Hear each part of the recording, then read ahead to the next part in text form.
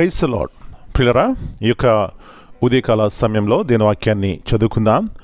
ఇర్మియా గ్రంథము 39వ అధ్యాయం 18వ వచనం. జెరమాయా 39:18. నీవు నన్ను నమ్ముకొంటివి గనుక నిశ్చయముగా నేను నిన్ను తప్పించెదను. For I will surely deliver thee, and thou shalt not fall by the sword. యేసు ప్రభువారి అతి శ్రేష్టమైన నామములో ప్రియులారా మీ అందరికీ శుభములు తెలియజేస్తున్నాను. మరొక నూతన దినాన్ని దేవుడు మనకిచ్చారు. దీని యందు ఆనందించి దేవుని మహిమపరచాలి, ఘనపరచాలి, స్తుతించాలి, ఆయనకి కృతజ్ఞత ఆశలు చెల్లించాలి. మంచిది ప్రియులారా, ఇక్కడ శ్రేష్టమైనటువంటి వాగ్దానాన్ని చూస్తున్నాం. నీవు నన్ను నమ్ముకొంటివి గనుక నిశ్చయముగా నేను నిన్ను తప్పించెదను.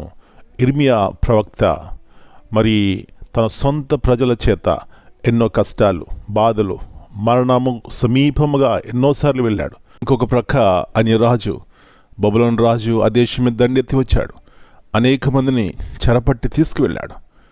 ఇలాంటి గందరగోళం మధ్య ప్రియులారా దేవుని యొక్క మెల్లైన స్వరము తనకు వినబడుతుంది. అబ్బా నా ప్రియుడ, నా ప్రియ సహోదరి, ఒకవేళ సొంత ప్రజల నుంచి, బయట నుంచి ఎలాంటి పరిస్థితులు మనం ఎదుర్కొంటున్నా ఈ మెల్లైన స్వరం మనం విన్నట్లయితే మనం రక్షించబడతాం, కాపాడబడతాం. క్షేమము, ఆరోగ్యము, ఆదరణ కలుగుతుంది. ఏ స్వరం వింటున్నావు? ఏ మాటలు వింటున్నావు?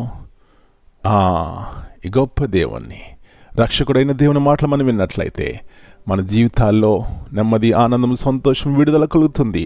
అంతమటికే కాదు, మన జీవితాలు అనేక మందికి సాక్షులుగా ఉంటాయి. అలాంటి కృప మనందరికీ దేవుడు దయచేయను గాక. ప్రార్థన చేసుకుందాం. పరలోకమందున మా తండ్రి, పరిశుద్ధమైన దేవా, మరి యొక్క నూతన ఉదయకాల సమయాన్ని బట్టి మీ కొందనాలు. మీ మాటలు ఎలాంటి ఆదరణ ఇస్తాయి ప్రభువా. పడిపోయిన స్థితి నుంచి లేవనెత్తుతాయి, బలహీనలను బలపరుస్తాయి. మరి ఆయా రీతిలుగా కుంగిన వారిని లేవనెత్తుతాయి. నిరాశ నిస్పృహున్న వారికి ప్రభువా నిరీక్షణిస్తాయి. అందుని బట్టి మీ కొందనాలు చెల్లిస్తున్నాం. మరి ఇర్మియా సొంత ప్రజల నుంచి ఎన్నో భయంకరమైన పరిస్థితులు ఎదుర్కొంటున్నాడు. ఓ ప్రక్క అన్యరాజు మరి చెరపట్టబడి అనేక మంది తీసుకువెళ్తున్నాడు. ఇలాంటి పరిస్థితుల మధ్యలో మీ స్వరం విన్నాడు, ఆదరించబడ్డాడు, అనేక మందికి సాక్షిగా అయినాడు. ప్రభువా, మా జీవితాల్లో కూడా మీ స్వరం విన్నప్పుడు, పరిస్థితులు ఎలా ఉన్నప్పటికీ ప్రభువా, మాకు నిరీక్షణ కలిగిన వారమే జీవించి ఈ లోకంలో మా కుటుంబాలకి, మాకు, అనేక మందికి మాదిరికరంగా ఉంటాం. మీకు మహిమకరంగా మేము జీవిస్తాం. అలాంటి కృపను దయచేయమని, వచ్చే ప్రతి కీడు అపాయాన్ని తప్పించిన ఆయన, ప్రతి భావం నుంచి జయమిమ్మని వాళ్ళు మీ చేతగా అప్పగించుకుంటూ యేసయ్య అతి పరిశుద్ధమైన ఘనమైన నామమును బట్టి ప్రార్థన చేస్తున్నాను తండ్రి.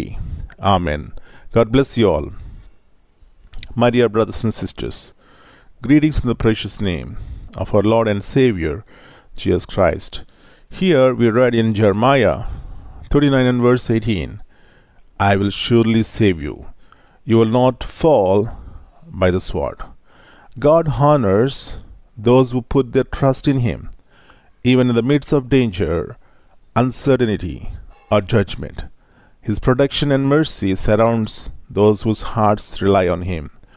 This verse reminds us that faith is not merely believing in God's power, it is depending on His promises.